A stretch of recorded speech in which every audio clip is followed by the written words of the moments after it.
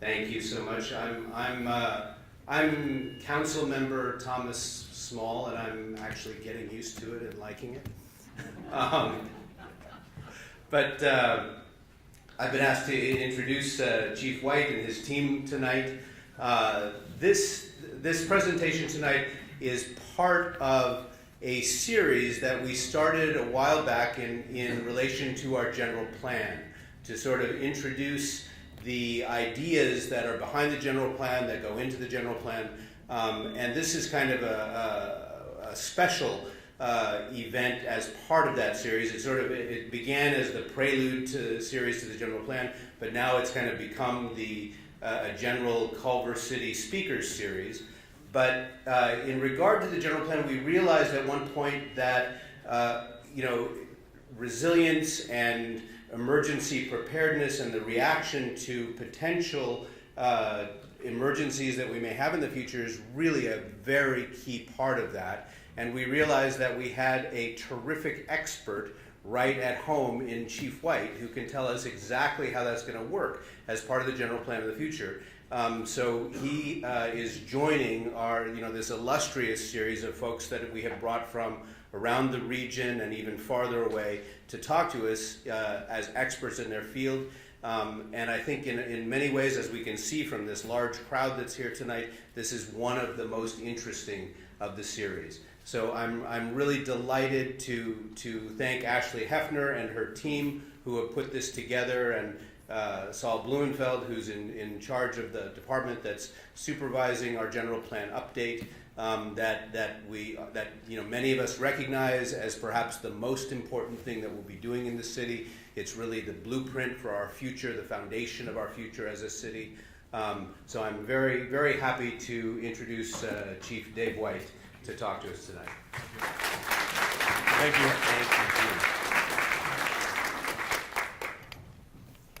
Can you all hear me okay? Yes. All right. Well, welcome. Also joining us tonight is Vice Mayor Mr. Erickson. Thank you for joining us. We have Linda Cunningham from Golden State Water Company here. Welcome, Linda. So, Mr. Small, thank you for that introduction. I'm very, very pleased to be here. I always welcome the opportunity to talk and meet with the public. I have 3 goals tonight. Goal number 1 is to focus on the main topic of this series, which is disaster preparedness and what you can do to be better prepared for a disaster. That's primary and why we're here. But secondly, we're going to talk a little bit about your fire department and how we manage the day-to-day disasters that we handle. Did you know we do almost 7,000 emergency incidents a year? That's a lot. Okay. And the third so we're going to talk, the second goal was we're going to talk a little bit about the fire department so you understand how it's organized. And the third goal is it's an opportunity for us to meet you so you know who your leadership team of the fire department is. And that's a good segue to introduce my panel. So you already know me. Christine Parra is our Emergency Preparedness Coordinator.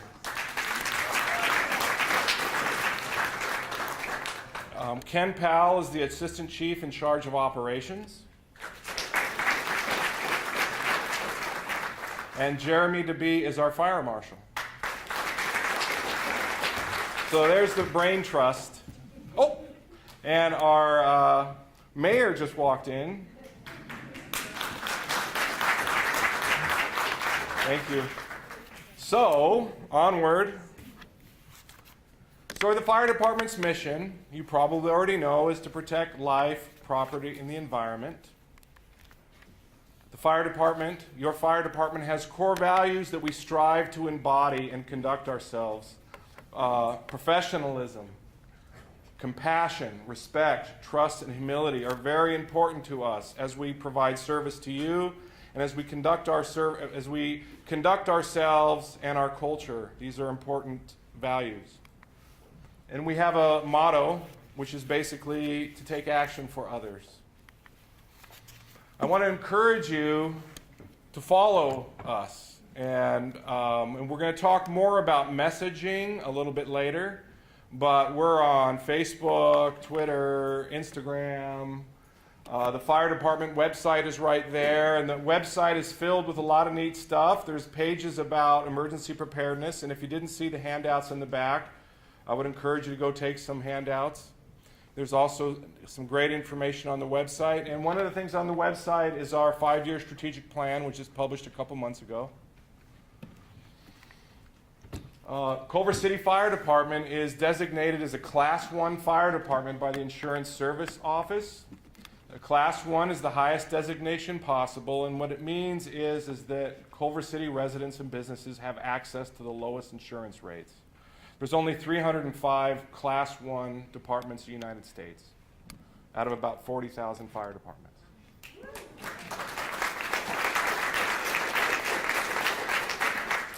And another distinction is that we're accredited. Accreditation is a very rigorous process. It keeps us focused on continuous improvement and transparency, both which are very, very important for a fire department.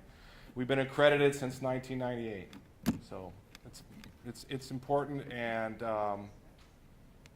as far as continuous improvement and transparency goes, you can't beat it. It's a lot of work, though, let me tell you. We're in the middle of it right now. Ugh. Your fire department was established in 1922, so we're almost 100 years old. Some old pictures of your fire department. Another good picture. Our apparatus don't look like that anymore. And it's a good segue. I'm going to turn this over to Ken Powell, who's going to talk about our operations a bit. Regular fire department operations. Just a couple minutes on that.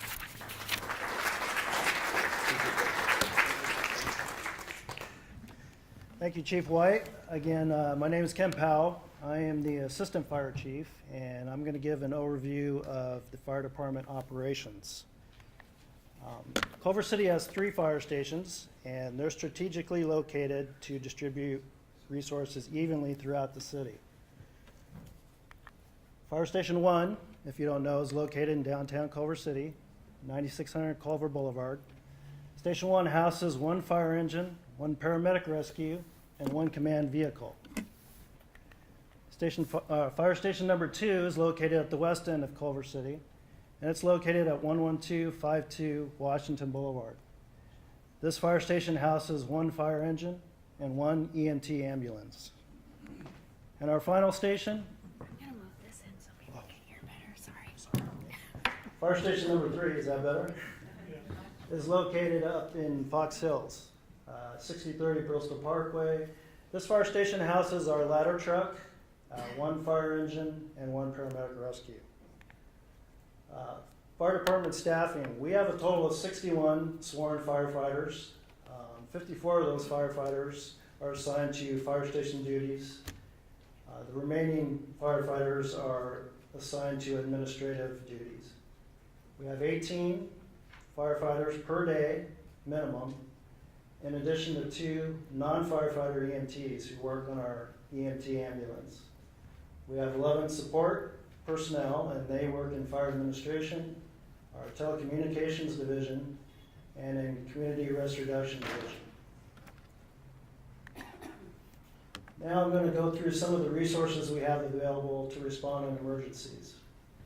This apparatus is our fairly new 2017 Pierce ladder truck. It has a 100-foot aerial ladder. It also has an assortment of different sized ground ladders. And this vehicle carries a lot of specialized equipment for high, low angle rescue, swift water rescue, vehicle extrication, and forcible entry. This vehicle is stationed, like I said, at Fire Station 3.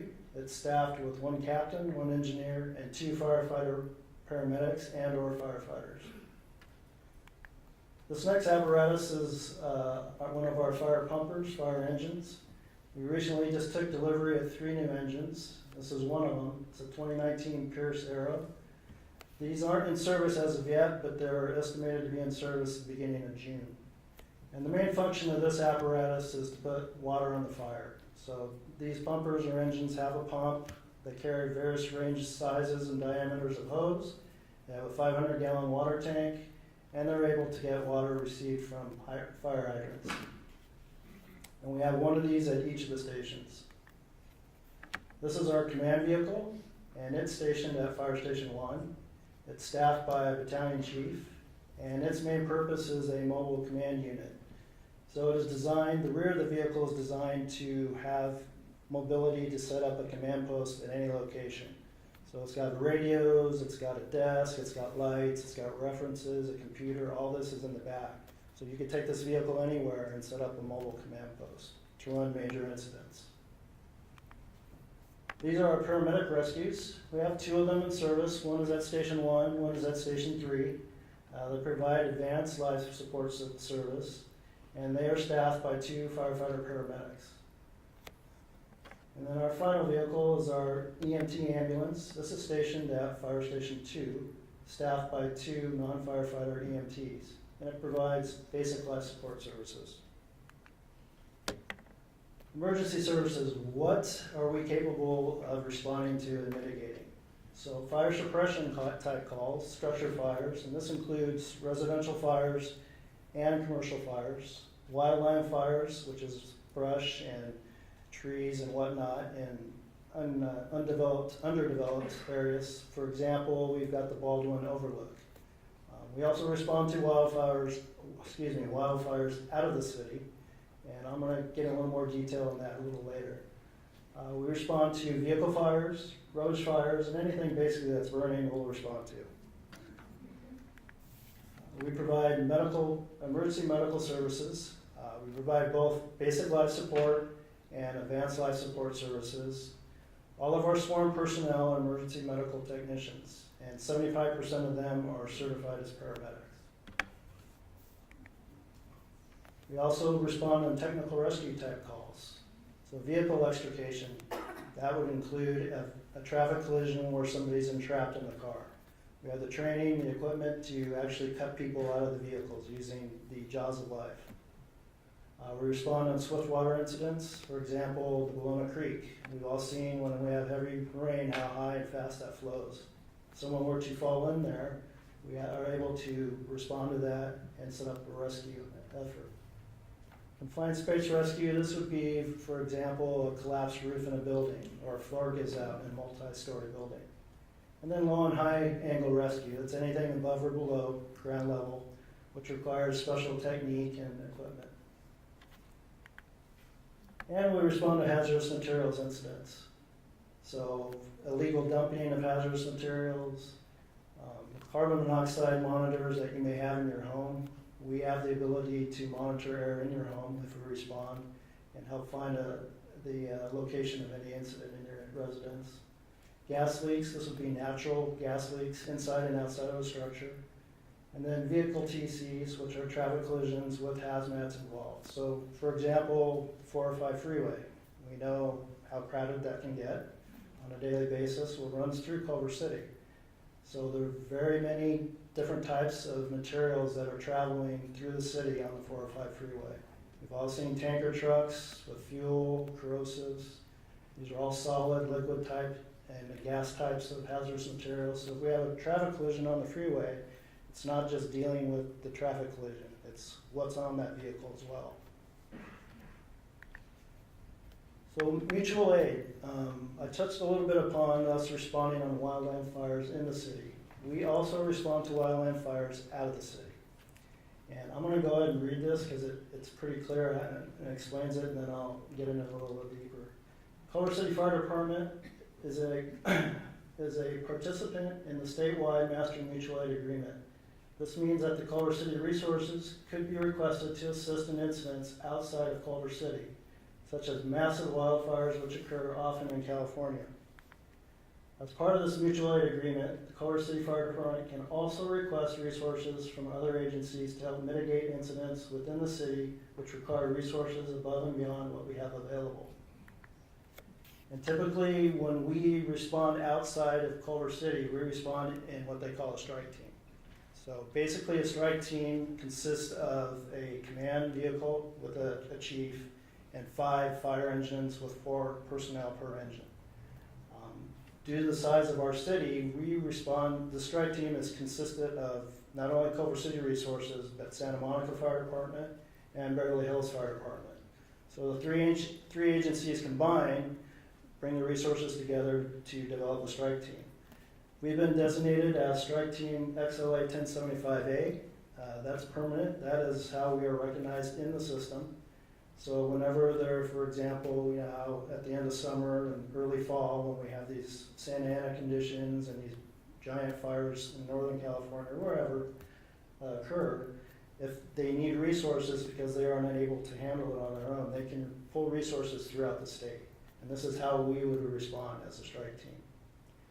On the same note, if we had a major incident in Culver City, we could also request resources to come in and help us here. So it's kind of give and take. Just some quick stats and facts. In 2018, we had 6,791 incidents. 70% of those incidents were medical emergencies. We transported 3,469 patients to local area hospitals, and we had a total of 117 fires. And again, we provide and receive mutual aid via the California Mutual Aid Agreement that's been established. At this time, I would like to introduce Christine Parra. She's our Emergency Preparedness Coordinator, and she's going to come up and talk to you about city preparations.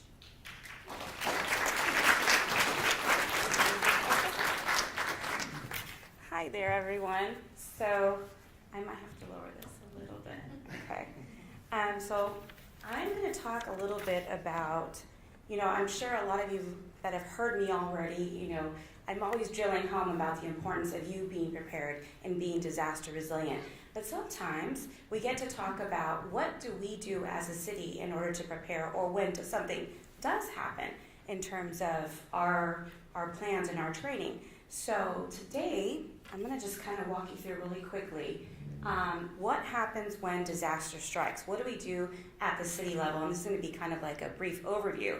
But let's say a 7.4 earthquake strikes Culver City. God, what doesn't happen, but so what is the procedures that we take? So first and foremost, we take cover, right? Stop, drop, take cover, hold on, wait for the shaking to stop.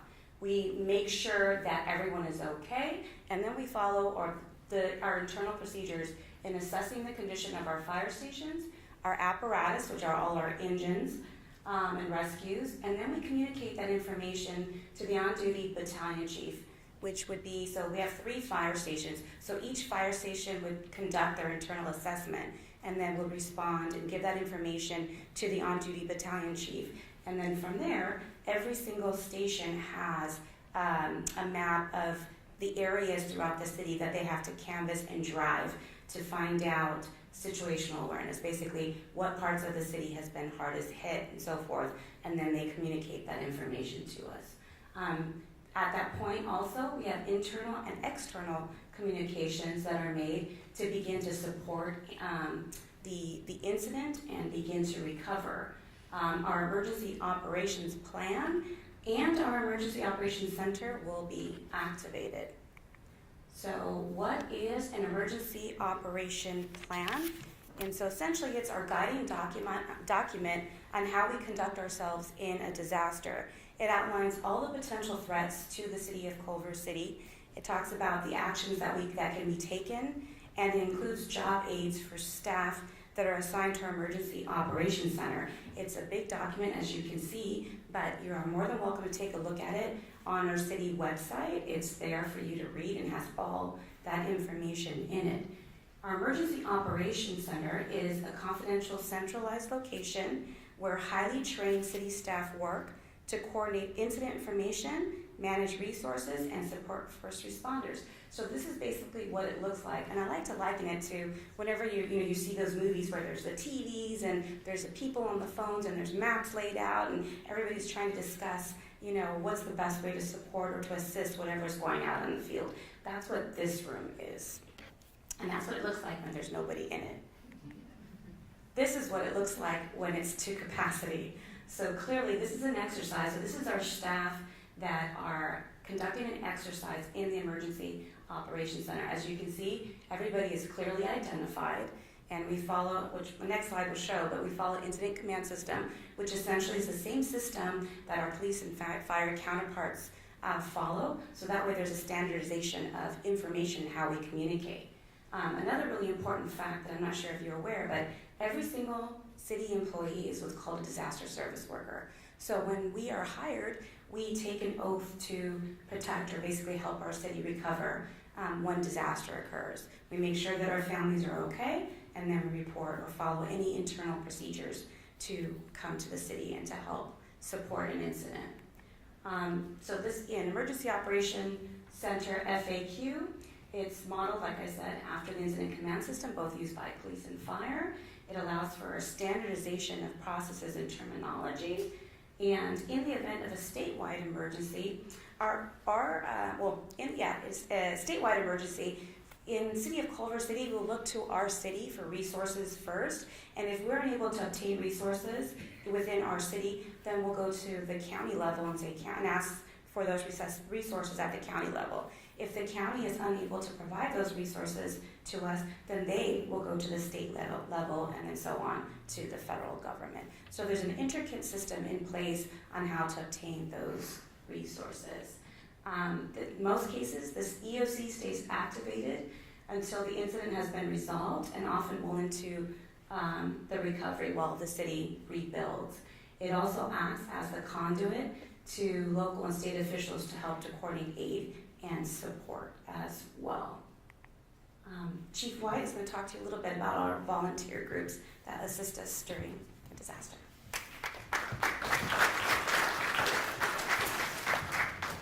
Christine's very humble. The emergency operations plan that she referenced, well, she's the one that put that together, which is a huge amount of work, and submits that to the state. That's a mandatory document for a city or a county. And we submitted that to the Office of Emergency Services of the state, and they liked it so much they use it as a template to show other agencies how it's done. That's Christine.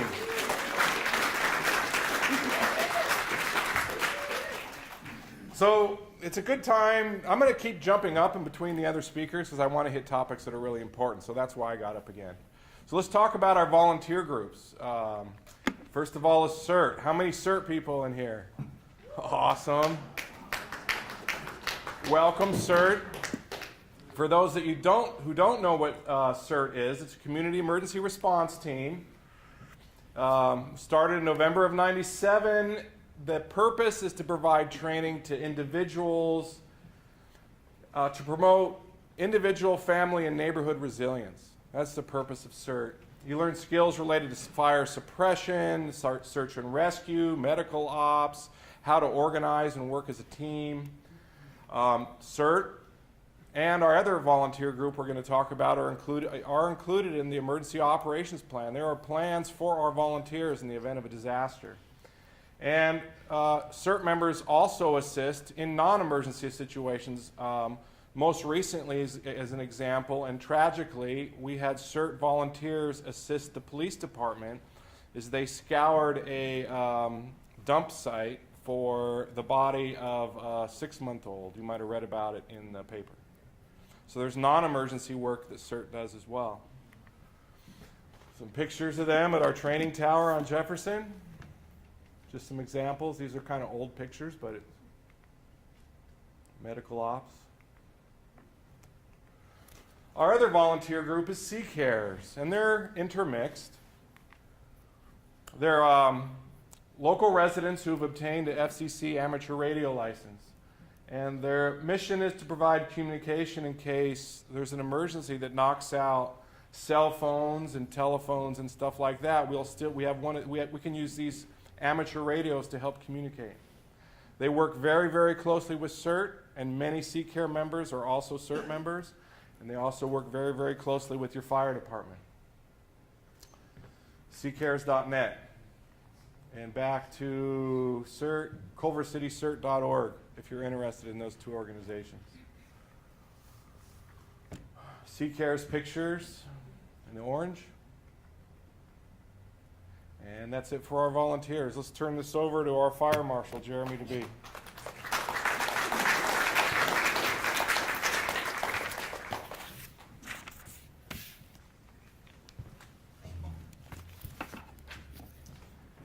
Thank you, Chief White. Tonight I'll be talking to you a little bit about our very high fire hazard severity zone. Try saying that fast 5 times. My name's Jeremy DeBee. I'm the fire marshal here. So CAL FIRE designated very high fire severity zone. If you look at this map, Culver City is shaded in gray, and in red is that very high fire severity zone. So it's kind of on the edge. And who designates that? CAL FIRE. The state of California?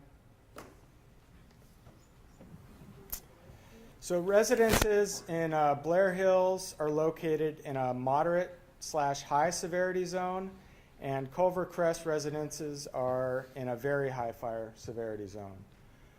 So up close, you could see how it kind of overlaps into the neighborhood here.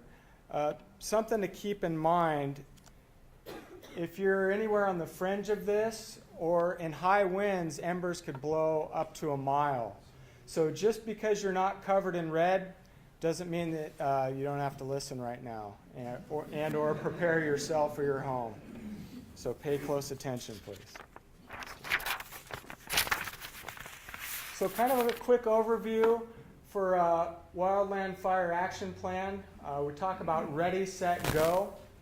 And I'll talk about, I'll highlight things that are specific and different for us in Culver City when we look at this. We're a little different than other places in the state where they might have a wildfire burning, and depending on terrain or wind, they might have more time.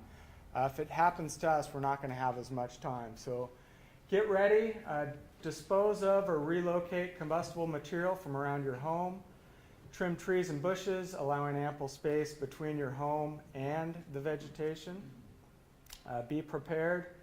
Arrange your go kit with prescription medication, emergency supplies, important documents, and other essential items. Christine will talk a little bit about some kits. For this one, the documents is a big thing if you want to have those ready to go, so you can keep anything important to you if the worst does happen. You're going to create your own action plan, involve your family, and practice exit plans from the home and neighborhood frequently. And be sure you're familiar with local emergency notification systems and evacuation systems. And Christine will talk more about that in a little bit. And you're going to go, act early, get your go kit, and leave well before the threat approaches, following a planned accessible route. Stay aware of the situation, follow your plan, and cooperate with local authorities during evacuation and reentry. So let's talk a little bit more about those. The main ones that are kind of specific to us when we talk about ready is you want to plan and practice your evacuation routes. So you know your neighborhoods. You want 2 ways out if possible, kind of like getting out of your house, so that you can avoid the fire if you are trying to drive out of your neighborhood. You want to designate an emergency meeting location outside the fire hazard zone. And lastly, what you want to start doing right now, it's most important, is you want to create defensible space at your home. And we'll talk about that in a little bit too. So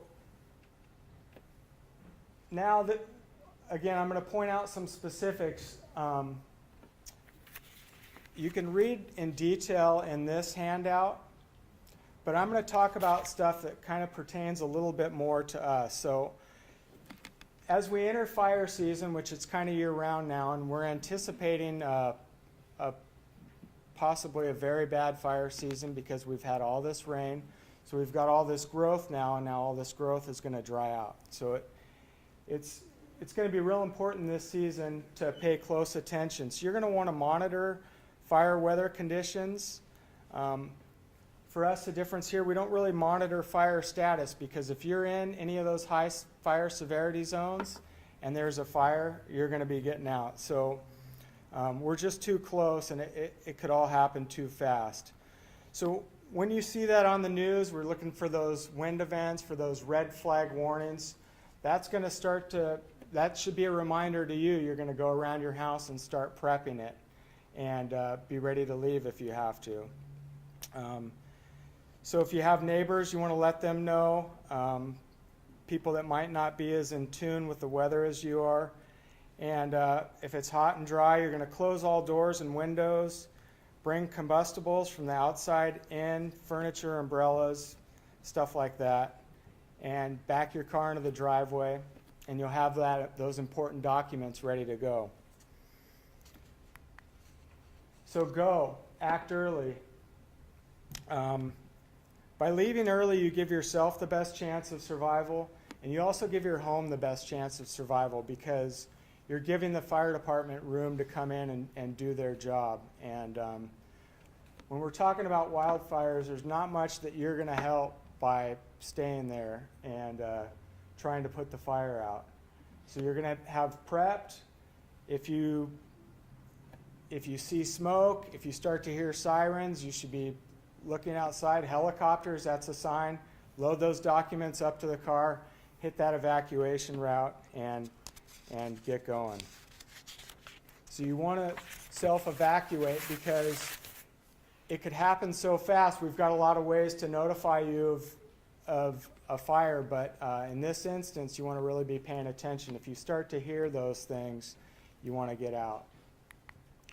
So defensible space, if you do live in those areas, defensible space is the space between a structure and the wildland area that it creates kind of a buffer to slow or halt the spread of the fire to the structure. It's going to protect your home from igniting due to direct flame or radiant heat, but it's also going to help with those embers that are cast from far away. So you can create a defensible space by removing weeds, brush, and other vegetation from around your property.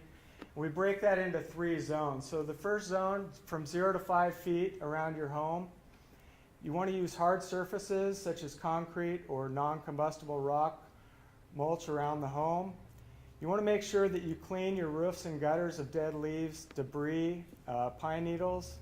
Store firewood and other combustibles away from your home, garage, or attached deck. You want to trim back touching or overhanging branches from the roof to a distance of at least 10 feet. And you want to replace or repair any loose or missing shingles or roof tiles to prevent ember penetration. So from 5 to 30 feet, you want to use non-wood, low-growing herbaceous vegetation, succulent plants, and ground covers are good choices. When you do this, you want to create groups so they're not all touching each other, little islands of plants, so there's that separation. So it breaks up the continuous fuels around your home. You want to remove ladder fuels to create a separation between low-level vegetation and tree branches. So the trees that come down, you don't want a bush growing up. You want some clearance there. Keep that fire from climbing the trees. And remove leaf and needle debris from the yard. You want to keep grass and wildflowers, We want to keep the wildfires out of there, so we'll keep the wildflowers under 4 inches in height. And then if you have any sheds or vehicles back there, you want to have that same space around them. So these are all things that you should be thinking about and doing right now if you live in those zones or within a mile of those zones. You don't want to wait until a wind event comes. So a couple examples that I have. This isn't in Culver City, thank goodness. This was up on the Mendocino complex fire. But I put this slide in to give you an example of that defensible space. So you've got some brush and trees burning there, but because there's space cleared, it gives the firefighters a chance to work and it holds the fires there. To the right of this slide, there's homes there, and they were saved because of that defensible space. So that makes all the difference and saves homes. So this one's a little hard to see. We have a helicopter doing a water drop, so you just see the bucket there. The reason I chose this slide, this is the same fire, different day. If you look kind of in between the gaps there, you can see some fire. So this was a home that had lots of leaves, high dead grass, needles, and trees. They had a lot of clutter around the home. They didn't have good clearance or defensible space, and some embers blew in, and the house burned to the foundation, and there was nothing the firefighters could do. Whereas if you look at the blue house, they had a lot better clearance. They had those leaves cleared. They'd created that defensible space, and so that house was still remained and it was safe. So it's really important to maintain that. And that's all I have. Please look through this. There's lots more details in here, but keep in mind, if it happens here, it's going to happen fast. So you have to be ready now and be ready to go when it does.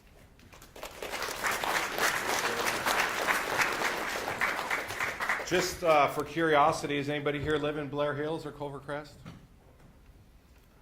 Yeah. Did you get your letters yet? They went out on Friday. Where every year we inspect those properties where the bushes and trees abut up against the neighborhoods.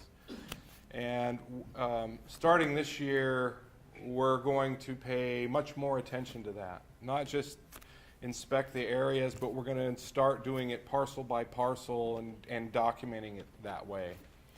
So we're kind of cranking up the pre-fire season scrutiny in those areas, and that's a good thing. But if you live up there, we might be a little bit of a pain in the neck because we're gonna make you take care of some brush or whatever needs to get taken care of. One thing we didn't mention, well, Ken Powell is also a very humble guy. As he talked about mutual aid and the strike teams that we go on, your firefighters get a lot of experience on wildland fires. We deploy year-round now, and our deployments aren't for a couple of days like they used to be. It's for 14 days, 21 days straight. And our firefighters are often thrown in there in those initial crazy first day or two phase where, my point is, your Culver City firefighters you have many veterans of these types of fires because of our strike team deployments. And that's a good thing. So, why did I jump up here again? I want to talk about messaging. This is an issue for every single disaster. I want to describe to you what we have available to us and the limitations that they have. And I want to put back on you that communication's a two-way street. We're going to do everything we can. If we have to message you about a problem, we're going to do everything we can to reach 100% of the people in that area to notify them that they need to evacuate or shelter in place or whatever they need to do. But it also takes effort on your part to make that happen. I can't hit 100%, but that's our goal. But you also need to be paying attention. Right? You also need to be enrolled in some of these things we're going to talk about now. First and foremost, how many of you have heard of Nixle? Now it's called Everbridge. It's the same similar product. It was bought by another company. They offer a lot more neat features that we like. We like that it's evolving. But Everbridge, make sure that you're enrolled in this system. It can text you, email you, phone call you, or whatever. And it's one of our first go-tos for messaging our community. So enroll. And we're gonna walk you through that a little bit later. Christine's going to do the next section where we get into the nuts and bolts of your preparedness for any type of disaster. That's what's going to happen after I sit down. So 1, Everbridge. 2, there's something called wireless emergency alerts. Have you ever been sitting in a meeting or at home when your phone makes a terrible noise and you see an Amber Alert? That's a wireless emergency alert. It's part of IPAW's integrated public alert wireless system. We do have access to this through Everbridge, correct? Yes. And so technologies are evolving, our capabilities are growing, and we actually have that capability to use wireless emergency alerts should the situation dictate. How many of you have heard of the emergency alert system? You're sitting in front of cable TV and there goes the scroller across it or it makes a noise. That's different. It's a different system. We also have access to this Not directly, but we have access to use that. AM radio, 1690. We have the ability to make a recording, put it on the radio, and if you turn to that frequency, you get instructions there.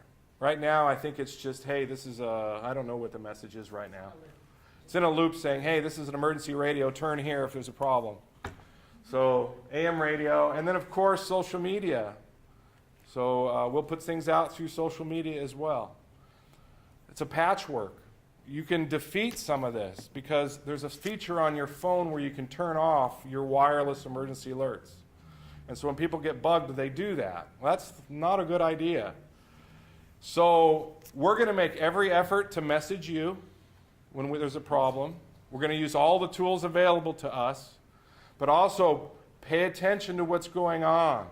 If there's smoke in the neighborhood, if there's sirens, be alert. Turn on the news, right? See if there's something on one of the social media pages or whatever.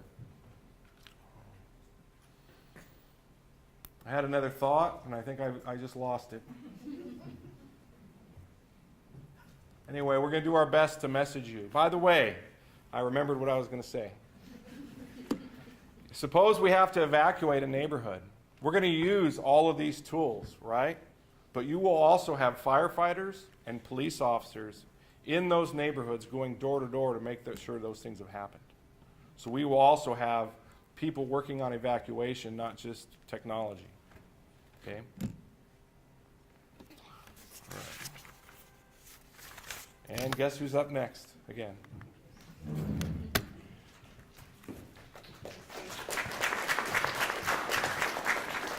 So that actually was a really great segue because let's say we come knocking on your door at 2 o'clock in the morning. Are you ready to go? Do you have a grab and go kit? Just like, oh crap, I gotta go. And so that's what I'm going to talk to you a little bit about today. And everything you're going to see up here and everything I say are contained within the handouts that are over there. So no need to memorize and take copious notes. It's all there, and you can also find it on our city webpage. Let me know if I talk too fast because I tend to do that because I get really excited talking about this stuff. So let's talk about why is it important to be prepared. So I think one of the most important reasons it's important to be prepared, it just allows you to make more rational decisions in times of high stress.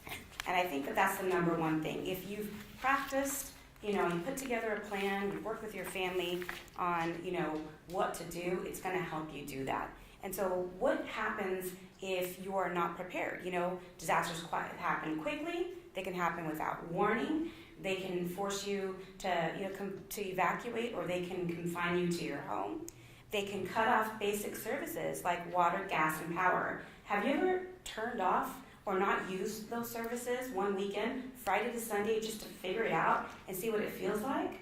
It's like camping at home, because then you realize, oh, wait a minute, I can't use that bathroom because I can't flush the toilet because I don't have water. So if my house is still standing and I can stay here, well, how am I going to take care of that, right? And so it gives you an opportunity to really think about, okay, what can I do or what do I need to do in order to prepare or be able to stay here if I don't have those resources?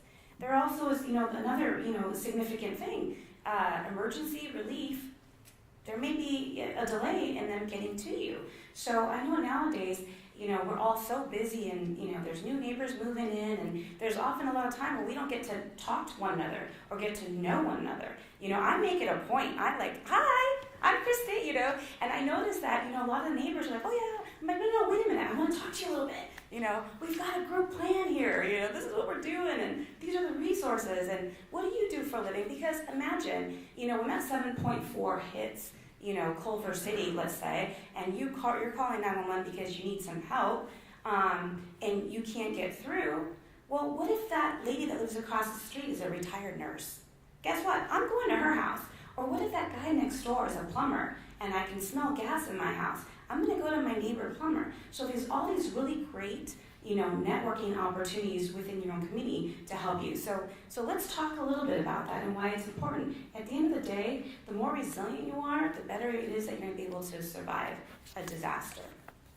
So going to steps. So So there are 4 main steps to being prepared. It's making a plan, having a kit, staying informed, which the chief spoke about briefly, and getting involved. So let's take each one and look at it briefly. Making a plan.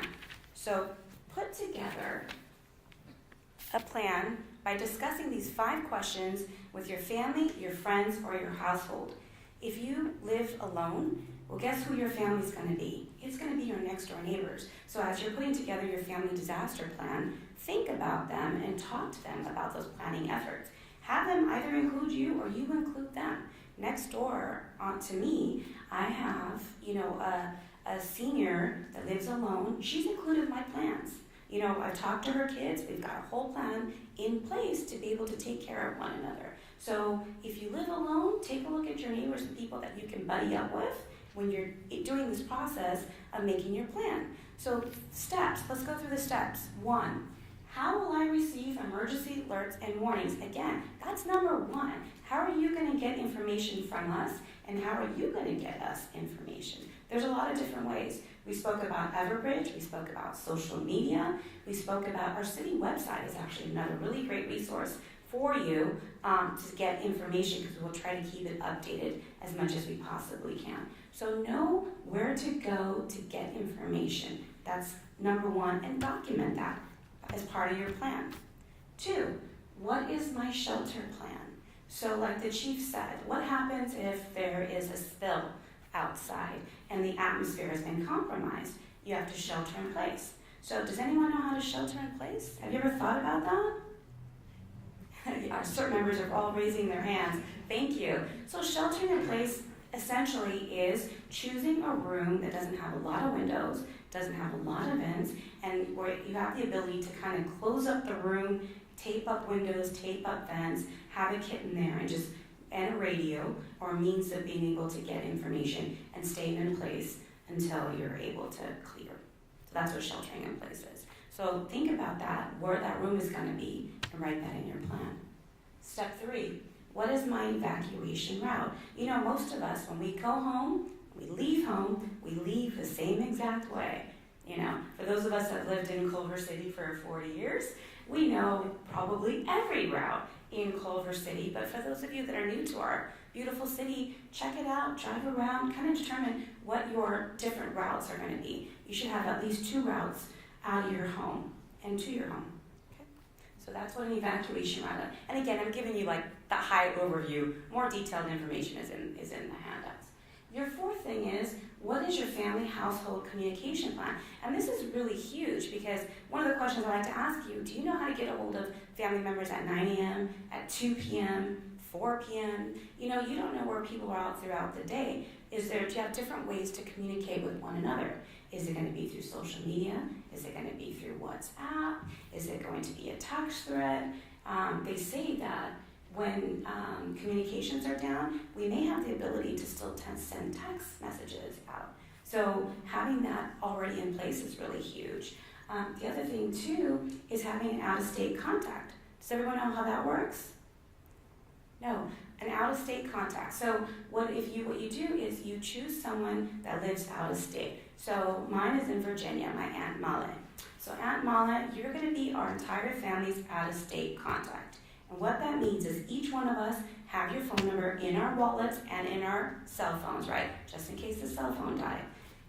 If a disaster were to strike Culver City, once we are okay and in a secure location, we're going to call you, and then you need to write down where we are, how we're doing, and then that person, Aunt Molly, will be able to say, hey, I spoke to your dad, he's here. I spoke to your mom, she's here, So that one person is going to have information for all your family members. So when you're putting together your household disaster plan, you all share that number, and that's how that works. And again, that information's in the handout. And then 5, does anyone in my household have specific and or special needs? So it could be mobility, it could be hearing, it could be I have acute asthma, so I have to have inhalers and nebulizers everywhere so that to make sure that if something does happen, I have the ability to have my medications. So that's very important to write down in your plan. Special needs could also be children, babies, they need formula, they need diapers, they need, so all those kind of things, even though you may think about it, write it in your plan. Have that all written in your plan, because again, remember, high stress when something happens, and things that may come naturally on a daily level, you may forget about it. If you have it written in your plan, then you'll have a really good, easy reference, and it'll kind of help to bring down the stress a little bit. Another question that you need to ask yourself when you're putting together your plan, we talked about special needs. School information and emergency planning. Before I started doing any of this, I never thought to ask my child's home daycare. It was a home daycare. What's your plan? Where are you going to take my kid? And when I did that, she opened up the door, and behind it, there was a big map and with notes and things. I'm like, you never showed this to me. This is great. So, obviously, I was secured. But those are types of questions. Ask your schools, ask your home daycares. If you have parents in assisted living facilities, you ask them for their plans and their contacts, and you include all that in your plans. How many of you guys have pets? Right? So I have a puppy and I have a senior. Different needs, but still, part of my household family. So when you're writing your plans, you make sure that you take into account what their special needs are and making sure that you have enough supplies or that they're written and included in your plan. Once you've answered all these questions, you have now created your plan. A template also is available at our city website if you wanted to download that as well. So let's move on to KIT. Now, this tends to be a little bit of an overwhelming subject for people because you're like, how many kids do I need? Where should I put them? What should I do with them?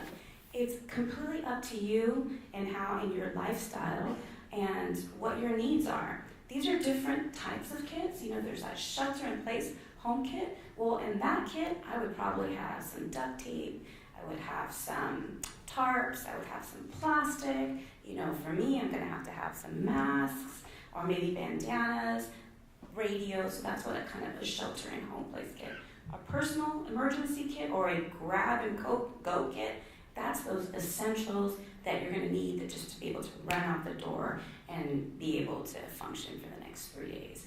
And one very important key that one of our CERT members in the back here, Stephanie, told me, when I prepared my emergency kits, you dig in your drawers and you're pulling out those old pants that you don't wear and those sweats that you don't wear anymore and you put in your emergency kits. The last thing you want to do is be uncomfortable or not feel good about yourself in a disaster when you're, have to start pulling stuff out of your kits. So, with that being said, throw something in there that you like and that makes you feel good in your personal emergency kit. And again, I'm kind of more detailed kits and notes and checklists are in your handouts. There's also the under the bed kit. So those of us that need glasses to function, it's a shoe. That's, it's a closed-toe shoe. It's tied to your bed. It could be in a bag with laces. It has your flashlight in it. It's got your glasses in it. And the reason why we tie it, obviously, if there's a seismic or an earthquake, starts shaking, you don't want it to go underneath your bed, and then you can't get it, right? So you want to be able to easily access it. So that's what an under-the-bed kit is. And then a car kit, well, we live in California, Southern California. We have to drive to get anywhere. So the chances of you being away from home when a big earthquake happens or when something happens, it's pretty big. So I highly recommend having a car kit. If you take anything away here, a car kit. Have some food, have some water, have some respiratory protection. Some of the main injuries after like an earthquake are respiratory and glass, pretty much. And so having the ability to protect your eyes, your respiratory, closed-toe shoes, right? Because chances are you may have to walk home from wherever you are because you may not be able to drive. So having all that in something that you can carry on your back or wheel through would be very helpful. And if you have children, I've got 3, I have enough for all of us because I always have a lot of people in my cars. So I have enough gear for everybody. Kids like the bandanas. I got lots of bandanas to cover the faces and respiratory, but car kit is mine, really, number one. But I have big kits. I have water, drums, and water's huge too. But anyhow, so these are just different ways that you can have disaster kits. And then step 3 is staying informed. Are you guys getting the hint of this message here? It's knowing how to get information, right? And so we talked about Everbridge. It's a great system. You can sign up by going to our city website, or you can text your zip code to 888-777. AM 1690, we talked about the radio. Channel 35, our local cable station, and all this is in your notes as well. We'll be able to put a cable caller on that. Nextdoor.com. Nextdoor.com is huge. That's part of your neighborhood network, and a lot of information can be shared and obtained through Nextdoor.com. So if you haven't signed up to find out about your neighborhood, highly recommend Facebook, Twitter, Instagram. With technology, there's also a lot of other ways and tools available to us. And I think these are just a bunch of different ones, but some of the ones that I really like are the first aid ones, because I've been at the park and my kid has been stung by a bee, and I'm like, oh my gosh, I forgot, what's the best way to take this thing out? I'll open it up, oh yeah, don't pinch it, use a credit card, so forth and so on. So having some type of first aid app is really huge, and they're free. So these are different ways. Having a quake warning app, those are fantastic too. You can set it, to whatever degree of warning you want, if it's a 4.0 or 3.0. But these are a bunch of different apps to be able to obtain information to stay informed. Red Cross, I love Red Cross's apps. They have the first aid, they have the emergency, they have a lot of great information. Pets, they have a really great pet app. As well, and youth, so my kids can play along with it and learn about being emergency safe without it being threatening or scary, which I think is huge. FEMA has done a really great job too on having information that you can share with your children that again is not threatening and scary. So it's got ready.gov. There's a lot of great kid resources there as well. Get involved. So we talked about our teams, our community emergency response teams. Fantastic. Every year we do a citywide disaster drill. Do you guys know about our citywide disaster drill? Awesome. So every year as a city we practice our internal plans. We do the canvassing of the neighborhoods. Sometimes we'll open up our emergency operations center, but most importantly, our CERT teams, we activate them, and they essentially will set up somewhere within the city to their incident command posts, and we have injects of ways that they can go out and pretend like they were going to go and save people and bring them back and practice their first aid and practice using our radios. It's a really, really great exercise that we do third Thursday in October, so that's a fun way. Talked about our CCARES, and then we talked about neighborhood networks, and again, that's where I talked about Nextdoor.com, or if your community where you live, you have a neighborhood watch association, get involved. I've been really active with a bunch of neighborhood watch groups here, like Culver Crest, Lindbergh Park, Raintree. They're doing a lot of really, really great things. And so anytime that you have an event or that you want us to be there to talk about it, feel free to contact us because we're there to share some information. And I think that's it. Thanks.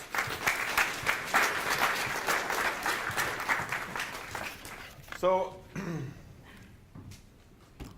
couple of closing thoughts.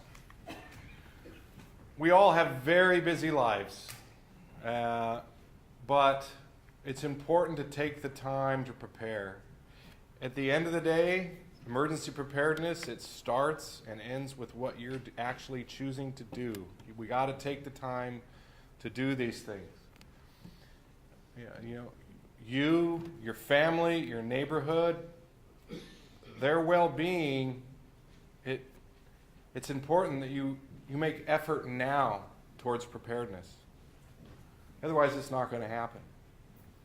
Make plans and prepare. I think you have some roadmaps or some templates you could use to do that. Get involved.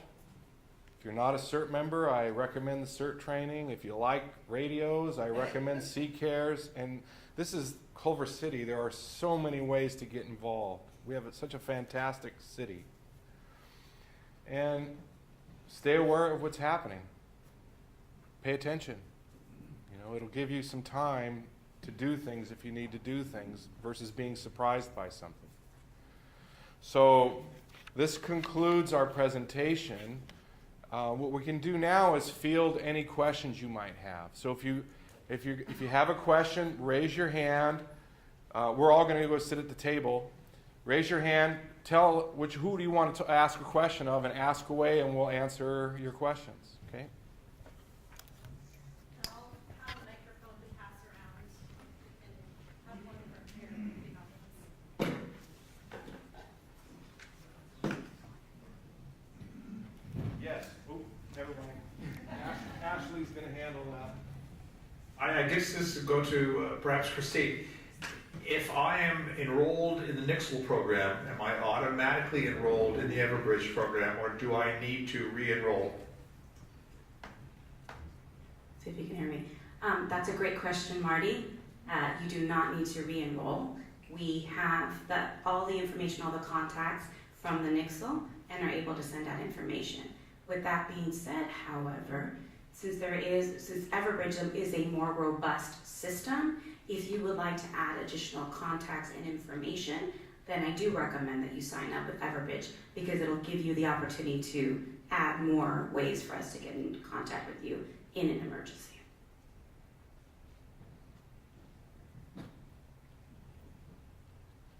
Miss Christine, do you need to write down like your plan, your emergency plan? Do you need to like write it down for yourself? Hi, Skylar. Yes, you do. You do need to write down an emergency plan, and the handouts that I gave you have a little bit of a template, but if you go to our city website, which you can find on those handouts, there actually is an editable, if you will, template where you can punch in or type in the information of your plan, create your plan, and then you can save it as a document on your computer. So every year, when you review your plan, right, because we review it every year, then you can just take a look at it and update it there and reprint it out again.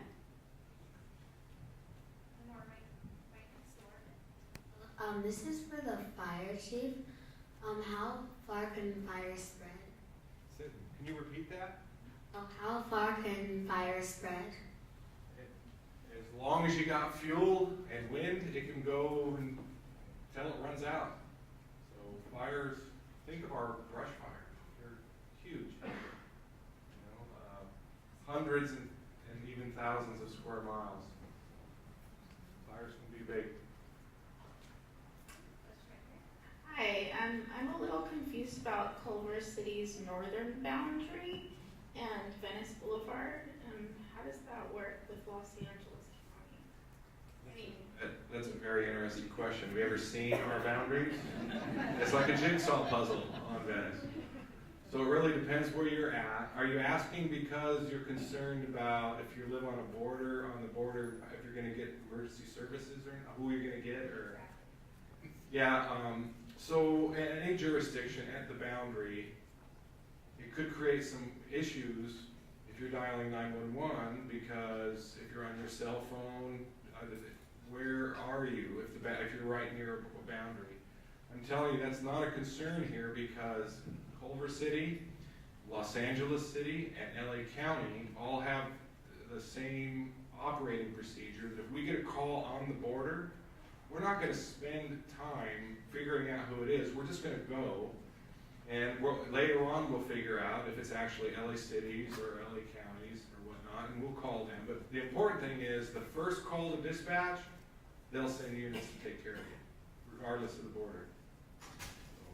We routinely cross the borders by a block or so with people thinking they're in Culver City. And the other jurisdiction that's actually in, it's usually LA City. We call them immediately and turn the call over to them once they get there. That makes sense. Just a brief follow-up to what you just said. I hope the post office learns where we live someday. This question is directed to all of you. I'm a CERT member and have done neighborhood watch meetings, organized them, and emergency preparedness meetings too. What concerns me the most is that I feel like that I'm pretty prepared, and maybe some of my neighbors are too, most of them are not. And what am I gonna do when my family's okay, and there are 10 other families coming to me to help them, and I do not have the resources to do that?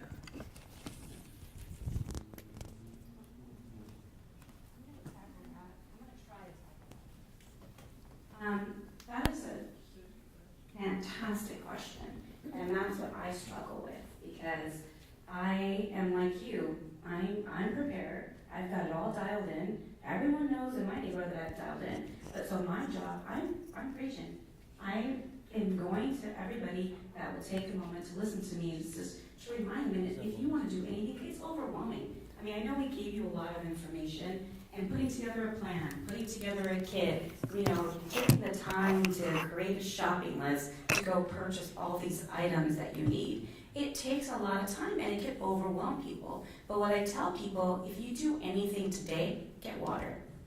Get water. Because the last thing that you want to do, you can live without food, but you can't live without water. And the last thing that you want to do is to be waiting in a line with 500 of your neighbors with a bucket and not knowing if you can get to the front of that line whether there's going to be any more water. So let's start small. Buy water. And and I'm gonna scare them. Tell them, you need water. And so I think that it's just important, and it's upon us. Shame on us. One of the things that I also like to tell people, and I start off my conversations, because I call them conversations when I do my presentations. I'm like, what's the most important things in your life? So let me ask you guys, what's the most important things in your life? People, right? Your family. What are things that you save for? Your home. What is it? College, retirement. Okay, so you've done those things, right, to secure your future. What have you done to protect your family? Okay, well, you just told me it's the most important thing, and you've done nothing to protect them? It's okay. You're not the only one. Let's do it. And that's how I try to approach it. Well, what do you say to them the night of the emergency? I'm sorry, the night of the emergency? Like, this is, I can't touch it. No, I mean, you can only do what you can do. But that was a great question. And I think too, what we're doing tonight is a move forward to help with that. I mean, the more we can get the word out, the more we can advertise it, get it on the city website, have these types of presentations. Those people that don't believe in it, the more they hear it, maybe it'll start to make sense to them. Question, when and where is CERT training given? What's the next one? That's what we did. You can ask some of, Chief Cola. So it's provided a couple of times a year, 2 to 3 times a year. The training is conducted on Jefferson Boulevard at the Fire Department Training Facility. If you didn't know, we have a training yard on Jefferson, 9275 Jefferson. And when's our next CERT class? Battalion Chief Rob Kolob, do you know? Yes, it's in October. It's in October. We must just had one then. Yeah, we just had one, and then in June there's going to be a refresher. So you can go to the website, the Culver CityCERT website. Go to that website, you'll see it has the calendar for the next classes. That's a good resource to go to. Thank you, Chief Kolob. June 8th is the next refresher. June 8th. The refresher is different. Refresher one day thing? Yes, sir. First of all, I want to say thank you. Our neighborhood organized, and Christine Parr was over the top, and she's always ready to help. In fact, one of my neighbors, who's literally a rocket scientist and into the asteroids, has been in communication with the college and the fire department to do another emergency, a disaster preparedness, because we want to reach out to the whole city because it is so valuable. We got together, Christine reminded us that first of all, emergency readiness is not 2 or 3 days. If I recall, you said every freeway in the county is on an earthquake line except for the 101. So imagine all the transportation on that. So we need to be ready for at least 7 days. what I've done with neighbors, the majority got right on board. It was amazing. People rarely talk to, are all talking to each other, helping each other get our plans together, etc., because it's easier to do it as a group than to try to do it all on your own.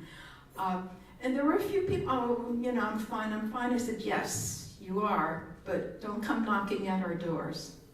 You know, because we did the triage for the children, for the medical, for the whole 9 yards. Also, I don't care how old you are, take the CERT course, you'll be grateful. And thank you, you're the most awesome fire people. Thank you.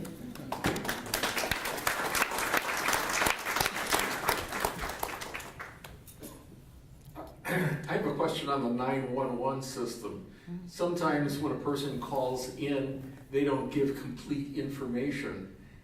For both landlines and for cell phones, do you have the ability to know immediately where the origin of the telephone is? Do you know where it is? Yes and no. It depends on how you're calling dispatch. And you may or may not be aware that Culver City joined a regional dispatch center approximately 2 years, year and a half, 2 years ago. We did that for a variety of reasons, but most importantly, they're a regional center. The way they're staffed, their technology, it was a very, very good move, and in the 2 years since we joined, I've been more and more impressed with them. If you dial a landline, it pops up on the screen and they know that immediately. With a cell phone, it depends on a lot of things, on how accurate that location is, the age and model of your phone, who your provider is, stuff like that. On a cell phone, you might have to give more information than you would on a landline. But that technology is rapidly evolving. And most dispatch agencies, including the one that we're affiliated with, are implementing technology in the next couple months that should improve that, so you can, when you use a cell phone, it pops up just as accurately or close to your landline. Does that make sense?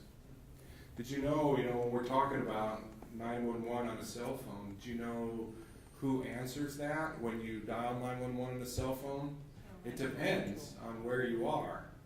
Because who is your cell provider, what cell tower are you affiliated with, and where is that pointed? So you might get, if you're deep into Culver City, it's going to be our dispatch that picks it up. But if you're on the border, it could be LA City, it could be CHP, it might be us, it depends.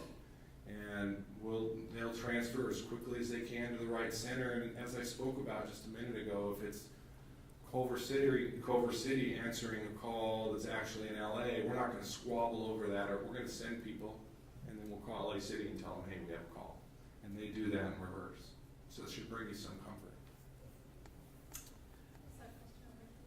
Also, one other thing, as Chief mentioned with our current dispatch center, they are implementing new technology, some of which will start this June, and it's called Rapid SOS, which will basically, if you dial 911 from a cell phone, it'll pinpoint exactly where you are.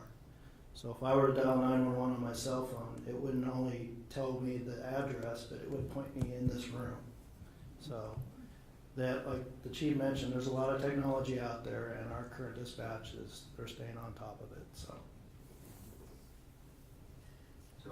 I have a couple of questions for the Chief. One is, how will you take part in our general plan update, in planning how all these things are going to work for the next coming decade? That's one question. And then another question that I hear a lot that's kind of related is, when you see all this development that's coming on in Culver City and all this construction that's happening, how are we expanding our services to be able to service all the new people that are coming and the new businesses that are coming? Thank you, Mr. Small. I'll answer the second question first. I referenced that we do almost 7,000 calls a year. That's a big change from just a few years ago.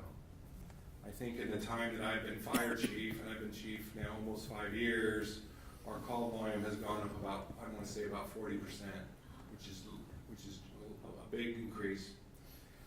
Your fire department has been, if I do say so myself, magnificent at adapting to this increased call volume. There's a lot of work that goes with it. It's not just the calls, it's the training and preparation, it's the restocking and cleaning and preparation and readiness after the call. There's a lot that goes on with increased call volume.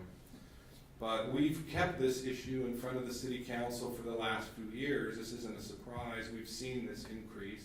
And the city council is supporting us to apply for a grant, and that grant's already been submitted, that we will add a third paramedic unit to our deployment model based out of Station 2.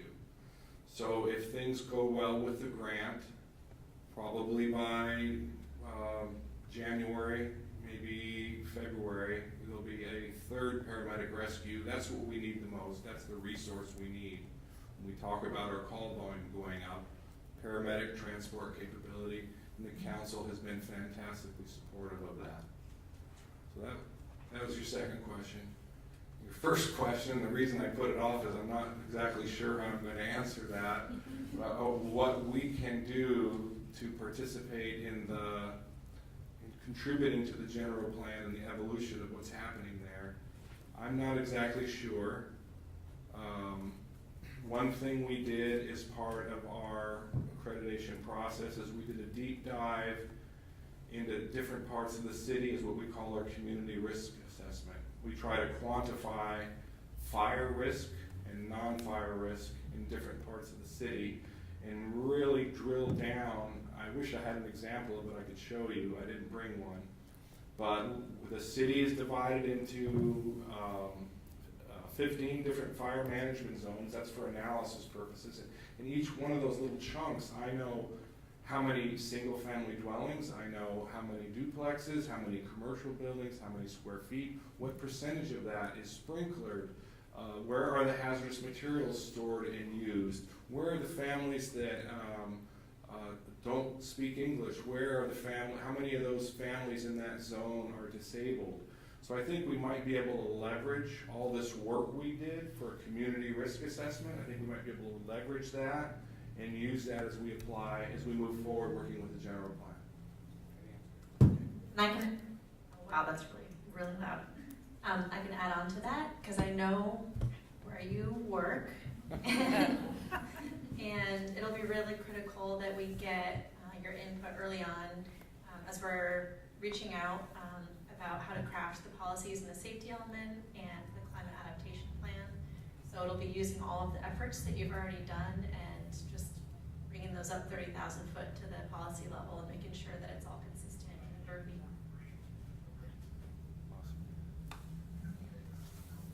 Hello, thank you so much for this outstanding presentation. Just as an FYI, the last time that the safety element of the general plan was updated was 1968. So obviously our department, you can see, is incredibly prepared, and so they haven't waited for the city council to make this move, obviously. But it will be really important for us to look at this as a policy level. As Ashley mentioned, a climate action plan, because we know our weather is evolving and not necessarily in a positive way, and we need to be prepared for that and resilient as a community. But I did have a question. And it's kind of a difficult one because we talked a lot about natural disasters, but increasingly, distressingly, we're seeing human-caused disasters, active shooters, things of that nature. It's hard to prepare the community for these things, but I'm wondering if you could share how the department is training and working on these scenarios, and then just one kind of recent tidbit, and I think that would be interesting for the public to know, is that in the case where you cannot safely make that call to 911, you can now text. So that's going to be an important tool if, and hopefully none of us will be in this situation, but if need be. Yeah, man-made problems. Boy, oh boy, is it different today than it was when I joined Culver City Fire Department about 31 years ago. Our equipment, we have ballistic vests, we have ballistic helmets, we have ballistic classes, and during active shooter events, we form up with the PD to form extraction teams to go into the dangerous areas and pull people out. We train, we've done the training a lot. The police and the fire are very close here in Culver City. We work very, very well together. But Mayor, there's so much more that I never dreamed that we would stockpile chemical weapon antidotes. We do. Yeah, antibiotics. So whether we're talking a lone wolf, mentally deranged person who starts shooting at a supermarket, or we're talking terrorists or whatnot, your fire department is very prepared. The emphasis on terrorism has really even predates September 11th. So for the fire service, the wake-up call for terrorism was the World Trade Center in 1993, not 2001. And you have many firefighters who have special training. I already talked about the special equipment we have. We have a great working relationship with the police department, and that's crucial in the event of these type of incidents. We have to work on the same page and work together side by side to take care of some of these types of incidents. And we do a good job of that. I'm very proud of where we're at with our preparation to handle violence.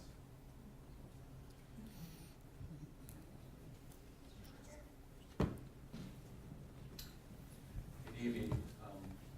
Can you give us some guidance as to whether or not the fire department or the city council has in regard to how high is the earthquake risk to Culver City in regards to trying to decide whether or not retrofitting, let's say, a single-family residence is more effective than just buying earthquake insurance with a high deductible?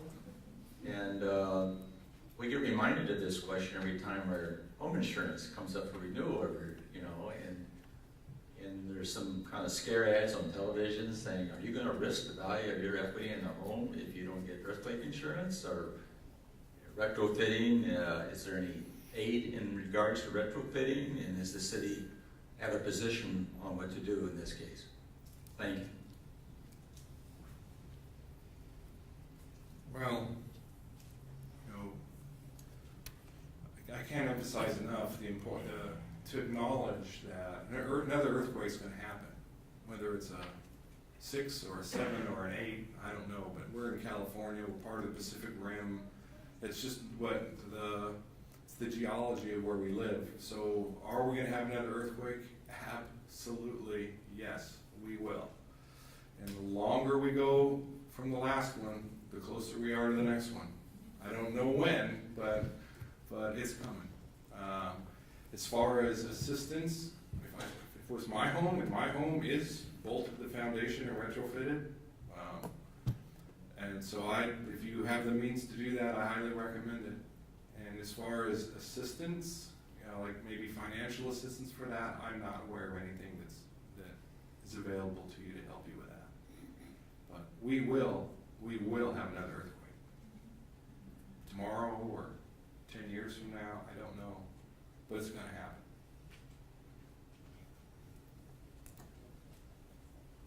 My questions pertain to earthquakes as well.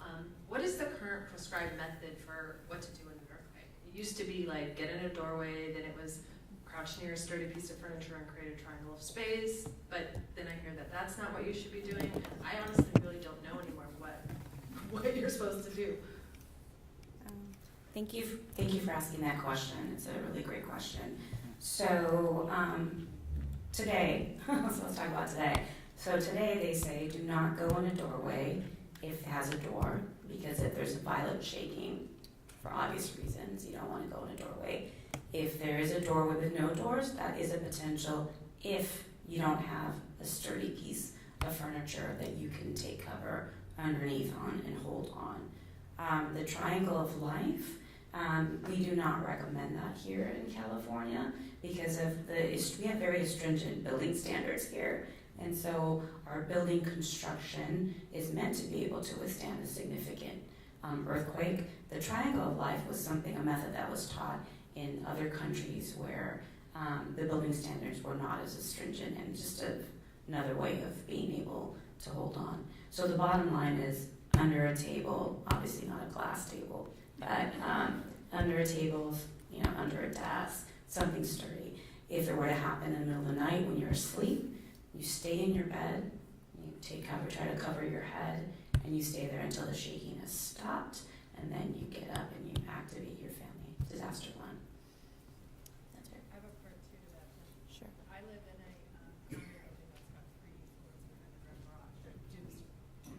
I live in a condo building that has 3 floors and an underground garage. Do I get out of there immediately because I'm in a middle floor?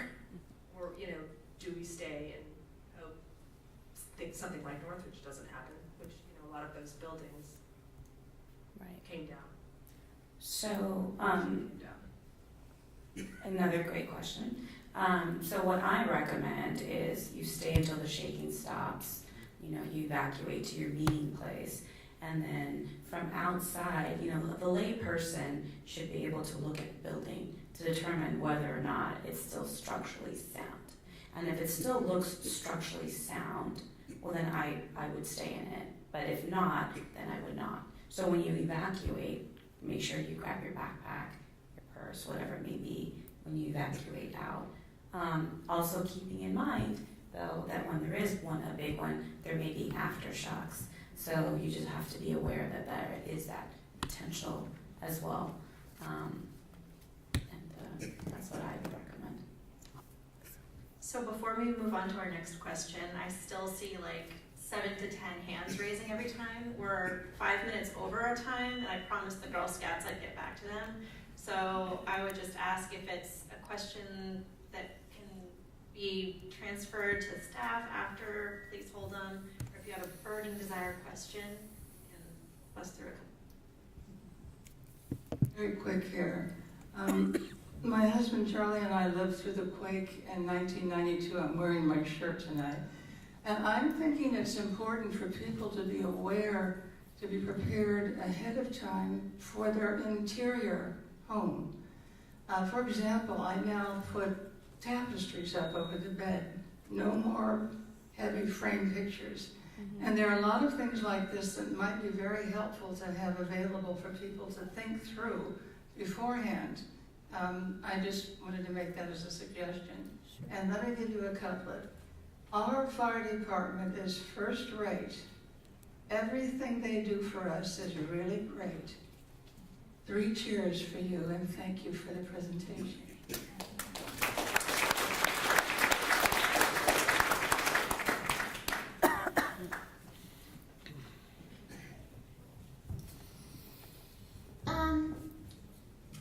If the rest of your house is still safe after a disaster or whatever, something, does your at-home shelter still have to be one room, or can you go into the rest of your house, or do you have to keep it in one room? I can't see you. Where are you? There you are. Thank you for that question. So the sheltering in place, it's not necessarily meant for an earthquake. That is a way of protecting yourself if there's something in the air that you can't breathe, or there's a reason why you can't go outside. So if there's an earthquake and you evacuate and your home is okay, then you can come back into and use your whole home. Does that answer your question? Okay, so I've got one question back here. This gentleman's been waiting in one front, and then we probably have to call it quits. Okay. But you can definitely follow up after. I'm really not a plant, although I have a history with CERT and CCARES in the city for a number of years. Chief Powell talked about evacuations. Just curiosity, because many of us may not know, how fast would a fire grow and expand?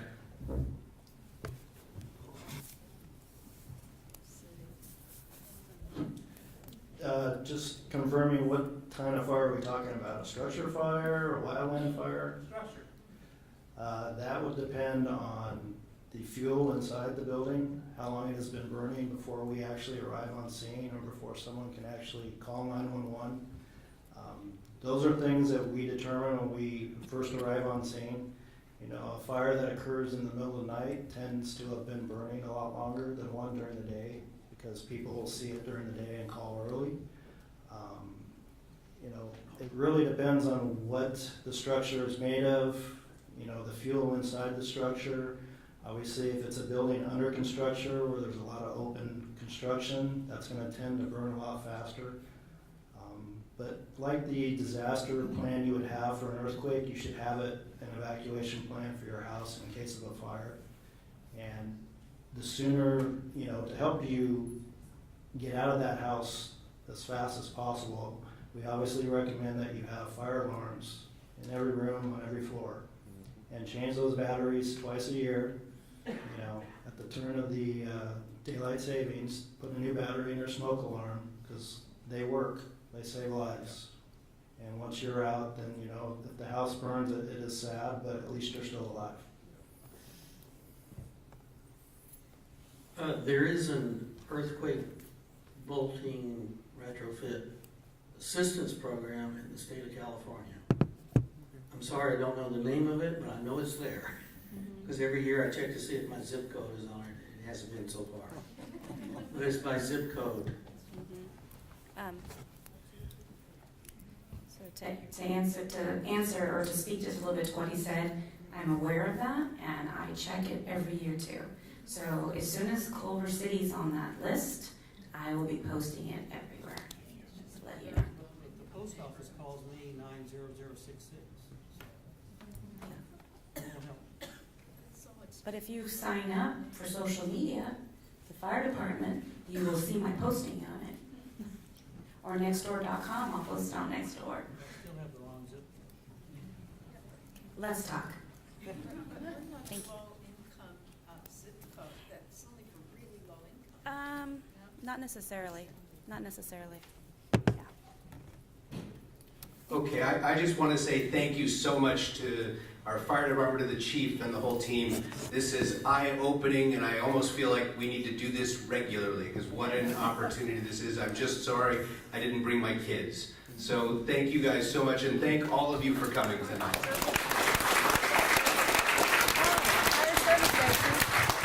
We'll be around if you have some questions to ask us. We'll hang out a little bit. So, Fire Service Day. May 11th. One other thing, everybody, this weekend, Saturday, is Fire Service Day. That'll be located at Fire Station number 1 at 9600 Culver Boulevard. City of Culver City. I believe the times are 9 a.m. to 3 p.m. I remember.